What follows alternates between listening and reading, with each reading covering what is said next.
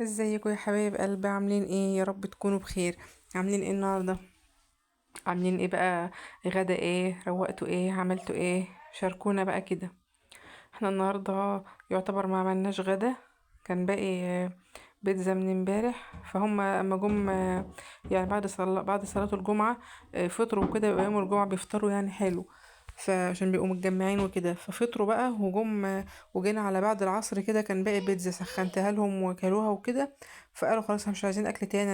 انا والله قلت هعمل مكرونة وبيض وهقلي بطاطس وبتنجان وحاجات من دي، بس قالوا لا مش عايزين بقى ناكل اكل تاني، لو جوعنا نبقى ناكل سندوتش وخلاص. المهم انا جيت بالليل كنت بعمل لمكة لسان العصفور وكده علشان باكلها منه يعني شوربة لسان العصفور، فزودت بقى شوية هم يعني حبوها. شربوا معاها شوربة لسان العصفور، وكنت سلقت بيض وحاجات من دي، كلوا بقى حاجات من دي. مرضوش يخلوني اعمل اكل تاني، والله كنت هعمل لهم مكرونة زي ما بقول لكم. وجيت بقى ما بقولك بقى ما وقفتش عملت غدا، فقلت خلاص هعمل لهم بقى قرص من الطرية دي، ما عملتهاش بقالي شوية. قلت هعملها لهم بقى ايه لو حد كل بالليل بكوباية شاي، كوباية ينسون، اي حاجة، لبن، شاي بلبن، حاجات من دي.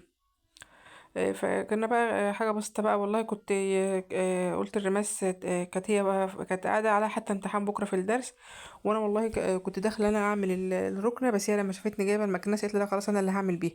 هي بتحب تعمل بيها هي كده. انا قلت لك السجادة دي ما بتنفعش غير بالمكنسة، ما بالمقشة مش بتطلع اللي فيها، يا اما تشيلها تقلي بيها. السجاد التقيل اللي بشعر ده ما بينفعش. فخدت بقى هي ايه، ما كناش هنشيل ولا نعمل إيه، احنا كنا لسه شايلين معاكم من يومين الحاجات اللي تحت الركن وكده، مبقاش فيها حاجة يعني. اشارة بس كده، وانت تقدري تدخلي من المكنسة اللي تقدري تدخلي ايدي تحت الركن، لو فيها حاجة برضو هتجيبها، مبقاش فيها حاجة يعني. عملتها بقى كده خلاص عملت الركنة. وكمان هتشيل قلت لها خلاص شيل الكف بتاع المكنسة ده وخدي الكف التاني الصغير، كنت بديهولها بقى، انا كنت واقفة لها هنا على اساس ادخل اعمل، هي مرضتش. قالت لي لا انا اللي هعمل بالمكنسة، لان ما كانش في حاجه هتتروق يعني ولا هشيل ولا احطه كده. قلت لها لا خلاص انا هعدلهم، وقلت لها خلاص اخد غيري الكف بتاع المقشه ده بتاع المكنسه ده بالمره، واعملي ايه حروف الركن كده زي ما بنعملها، والستاره وكده. انا ما كنتش المكنسه ما كنتش لما كنت حاطه الحافظه ما كنتش بطلع المكنسه يعني، ما كانش بعمل بيها حاجه، كانت الحافظه خفيفه بتتكنس عادي بسهوله. فما كنتش طلعت بقى عملت الستاره بقى لي فتره. قلت لها لا خدي بقى اعملي حرف الركن واعملي بقى الستاره طالما انت اللي واقفه. طب ادخل انا اعملها علشان طويله الستاره؟ قالت لي لا انا لو كانت قصيره عليا هطلع فوق الركن اعملها. قلت لها خلاص ماشي. عملتها بقى كده بالحته الصغيره دي. استعملي الحتت اللي عندك في المكنسه دي برضو، ما تستعمليش بس الكبيره للكنس بس، كل الحتت دي مهمه. ولو شلتها خالص، ولو في حاجه، لو عندك شباك المونتال ولا حاجه بتشفط التراب اللي فيها، لو شلت الكف ده خالص في كف رفيع كده تعملي بيه الشبابيك، حروف الشبابيك، حاجات من دي بتنفع في كل حاجه وبتسهل. بص بقى هي بتبص يعني الحته اللي بتعملها هتلاقيها بتلمع، بتشفط اي تراب فيها، اي حاجه فيها، لان النوع الشمواه ده بيلم تراب يعني. الستاره دي مهما تنفضي مهما تعملي بتلم، عشان كمان على الشارع زي ما قلت لك، حتى بص تلاقي الحته اللي هي بتعملها بتلمع على طول من ما بتشفط التراب اللي فيها. خد بالك الحته اللي فوق دي كلها انا بشيلها اغسلها، مفيش غير اللي هي اللي على الخشبه دي ما بعرفش اشيلها بقى ولا حاجه. انما كل اللي هي بتعمل فيه ده عادي، ده انا بشيل ده واغسله عادي، بس مش كتير برضو يعني. هو بقاله فتره البيضه اللي بتتشال كتير دي ما بتتشالش كتير قوي. المهم هي لما بتتعمل اساسا بالمكنسه كده بتلمع وبتنضف، مبقاش فيها اي حاجه. كملت بقى بقيه الركنه دي، ودي عملتها كلها بالمكنسه. انا مسرعه لكم الفيديو قوي يعني، قعدت تعمل فيها كتير، لان احنا ما كناش عملنا الركنه دي بالمكنسه من زمان يعني. بتشفط التراب حلو وبتشد حلو وبتلمعها، بتخليها شكلها نظيف يعني، ما فيهاش اي حاجه. بس انا بقى كانت خلصتها ما كانش فيها حاجه يعني، كانت خلصتها كده وعملت السجاده وكل حاجه. دخلت بقى زي ما قلت لك اعمل لهم قرص. انا قلت اعملها في الاول وكنت هعمل لهم جلاش برضه هتشوفيه، بس قلت اعمل قرص في الاول عشان تلحق تخمر، لان الجو برد والحاجه برضه مش زي الصيف. زي الصيف ما كنتش بتاخدي وقت، يا دوب تلاقي الحاجه خمرت، تلاقي الحاجه في ثواني يعني في الصيف. المهم حطيت هنا على الكيلو دي كيس خميره وكيس بيكنج باودر ومعلقه ملح ومعلقه سكر كبيره، وعجنت باللبن دافي. ولما خلص اللبن كملت بميه عادي، واحط بقى ايه سمنه. لو فاكره العجينه بتاعت امبارح بالبيتزا، بتعجني تقريبا نفس العجينه، بس في الاخر بعد ما تلميها بتحط 3 معالق زيت. بص دي بعد ما تلميها انا حطيت 5 معالق سمنه من دي. ما تستكترهاش انت، لو عايزاها قرص من المبسوسه زي اللي بتشتريها هتحط كوبايه ونص سمنه. بس في الاول بقى بتحطها يعني، بتحط الدقيق وبعدين تحط الكوبايه ونص سمنه، وتبسها بايدك كده زي الكحك، وبعدين بقى تحط بقيه المقادير. دي بقى انا بلم كله في الاول، وبعدين احط السمنه في الاخر. بص تنيكي تعجني فيها بعد ما تحط السمنه حوالي 5 دقايق 7 دقايق كده، لحد ما تبقى ناعمه معاكي خالص كده، وحط لها معلقه سمنه في الارضيه وغطيها بقى ببلاستيك، وغطاها بفوطه مطبخ او حاجه، وسيبها بقى تخمر شويه.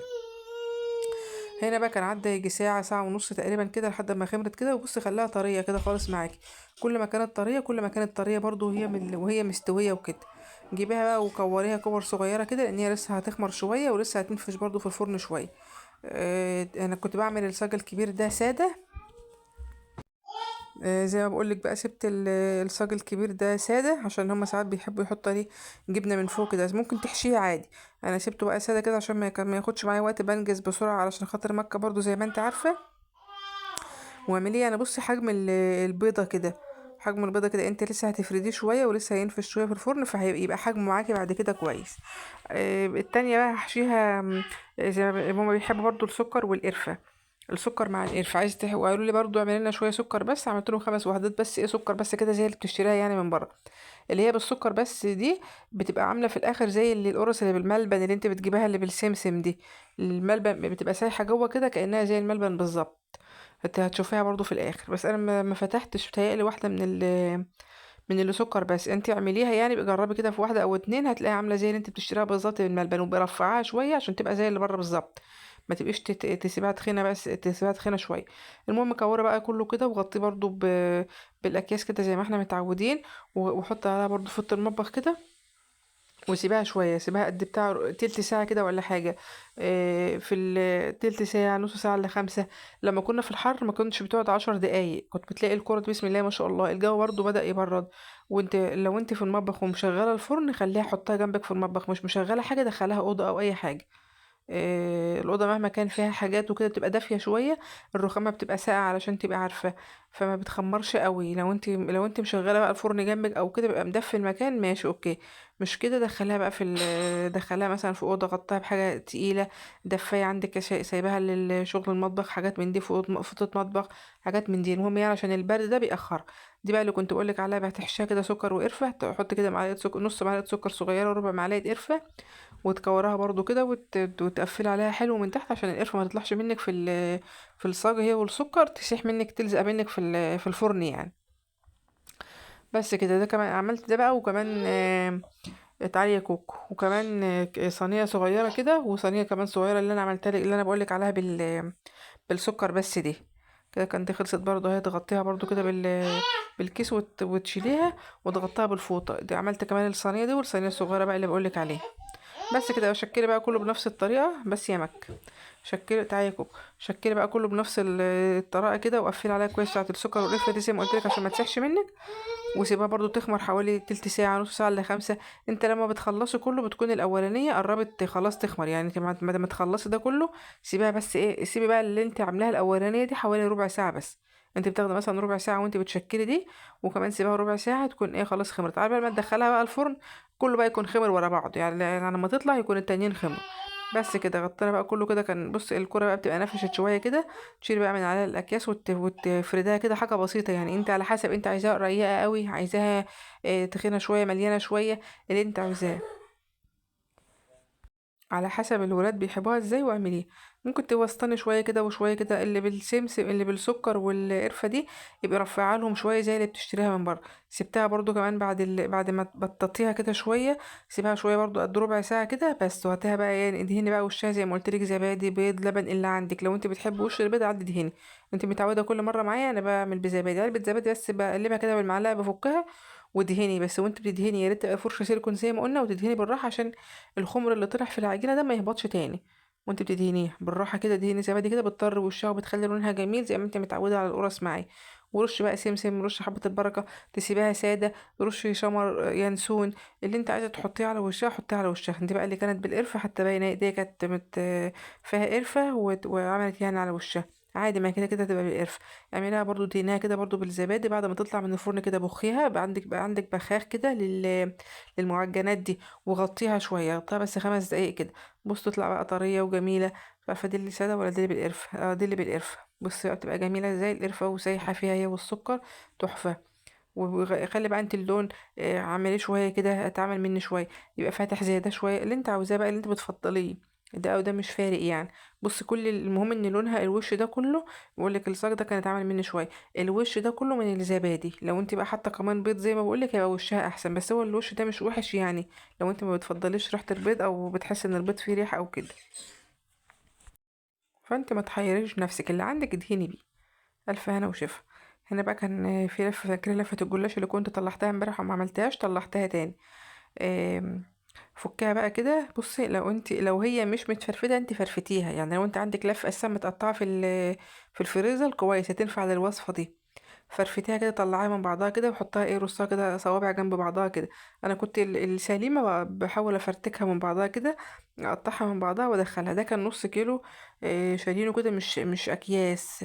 في حد بيبيع زي ايام الكنافه والحاجات دي. فالنص كيلو ده نص كيلو يعني، فكتير، ما خلصتوش كله، سبته بقى المره تاني لو انا شاريه كيس ولا حاجه جلاش بيبقى مبقاش كتير قوي بستعمله. المهم رصهم كده جنب بعضهم، صوابع كده جنب بعضها زي ما انت شايفه كده معايا. وتكوني مسيحة يعني قد نص كوباية سمنة. بس كده، بص رصها كده جنب بعضها، الباقي اسيبها. ادهني الاول الصينيه دي سمنه، انا كنت دهناها سمنه مش عارفه جت ولا لا. دي بقى كلها يعني ما تجيش نص كوبايه سمنه. ادهنيها بقى كده من فوق، ادهنيها حلو، لان انت ما انتش عامله طبقات ولا انت دهنه كل واحده سمنه ولا حاجه، فاحنا معتمدين على السمنه دي. وخدي بالك السمنه والكنافه، الجلاش والكنافه لما بتدهن سمنه كتير وما بتخرجيه من الفرن، السمنه بتبقى في ارضيه الصينيه تقدري تصفيها. فانت ما تخافيش من الحاجه دي، انت هتدخلها الفرن لما تطلع مش هيبقى فيها حاجه، الكميه دي حلوه عليه. هنا بقى كوبايتين لبن عليهم معلقتين اتنين سكر، كوبايتين بالظبط لبن عليهم معلقتين سكر وعليهم معلقه نشا، اهي معلقه نشا واحده. وكيس الكريم كراميل، خد البودره بتاعته، دي كنت جايباها اللي هي العبوه اللي فيها الاتنين، كنت واخده واحده ودي كانت واحده. خدي بقى البودره دي، فضها معاها وقلبهم الاول كلهم على البارد بره قبل النار. يعني حاطين هنا كوبايتين لبن ومعلقتين سكر ومعلقه نشا وعبوه الكريم كراميل دي، حطها على النار كده وقلبيه. انت الاول قلبناه على البارد بره، كل ده ما كانش على النار. خدي بقى على النار هنا قلبيه كده. كده كان الجلاش طلع معايا، حمريه حلو، حمريه حلو، يبقى مقرمش من فوق ومن تحت. كده خلاص بقى تقل بقى، قوامه جميل زي قوام الكريم كراميل كده، بدأت بقى تبقبق من الجناب كده. تاخدي بقى ايه، كوبيه بقى عليه كده، بالراحه كده، بالراحة علشان كله يتشرب من تحت، ما تكبيش مرة واحدة يبقى في حتة وحتة التانية لأ. بالراحة كده، هما الكوبايتين بتوع اللبن حلوين قوي على الكمية دي، ما تكترش عشان ما يبقاش تقيل معاكي. انت عارفة اساسا طعم الكريم كراميل بتهز بس كده، تحركي بالسكينة بحيث يدخل جوه وكل حاجة. انت عارفة احنا كده كده الجلاش مفردينه من بعض. الكريم كراميل ما بياخدش وقت اساسا عشان يجمد وطعمه حلو. بص كده، ده ما كانش اخد تقريبا ربع ساعة او تلت ساعة.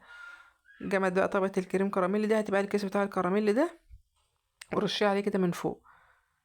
انت اصلا متخيله الطعم اصلا بتاع الكريم كراميل لوحده عامل ازاي، فبقى مع الجلاش بقى يبقى في حتت مقرمشه وفي حتت طريه من الكريم كراميل، طعمه تحفه كانها قطعه جاتوه. قطعيه بقى كده قد المكعبات اللي انت عاوزاه، عايزه تقطعيه بالطول حته طويله كده تبقى حتت زي الجاتوه كده، براحتك اللي انت تفضليه بقى قطعيه. المهم بتيجي تقطعها بتلاقي الحتت اصلا بتتقطع من بعضها كده، ان الجلاش شوفي انت عارفه الطريقه اللي احنا حاطين بيها بتطلع من بعضها. بصي بقى الحتت بتطلع من بعضها، وحمري من تحت وحمري من فوق وخليه جميل. وطبقات بتطلع كده كأنها عاملة زي طبقات الفطير، وقطع بقطعة بقى الكريم كراميل اللي ماسكة جواها. طعمها جميل، جربيها بقى، بلاش الجلاش القديم اللي احنا كنا بنعمله بالمكسرات والحاجات دي، غيري شوية. بصي اقولك من تحت ومن فوق لازم يبقى من تحت متحمر حلو كده زي ما قلتلك. والف هنا يا رب وشوف على قلبك، طبقات من جوه والله فظيعة. جربيها بقى وقولن. لو انت بقى مش مشتركة معانا اشتركينا وعملنا اللايك. بصي الطبقات بتاعته مع طبق العيال كانوا واقفين ورايا اللي انا بقطعها دي بديها لهم مش انا والله. تقطعي بقى كده، بتقطع معاك اساسا طبقات كده، طبقات طبقات زي ما انت زي ما احنا مورقينها وحطينها في الصينيه كده. هبصي الورقات كانت بتطلع زي من بعضها، بالشوكه كده والسكينه كده، وقطعي لهم وياكلوا كده الف هنا. بالليل بقى قبل ما تقعدي هاتلك بقى قرصتين لكوبايتين، دي كان هوت شوكليت، هتبقى انت كابتشينو شاي اللي تفضليه اعمليه بقى. وقبل ما تقعدي بعد ما تخلصتي شغلك بقى كله، هاتي الحاجه دي بقى واقعدي. كلي لك بقى قرصه، كلي لك اشربي لك كوبايه شاي كوبايه قهوه اللي تحبي، انا بحب القهوه بس بتوجع معدتي. يلا تصبحوا على خير.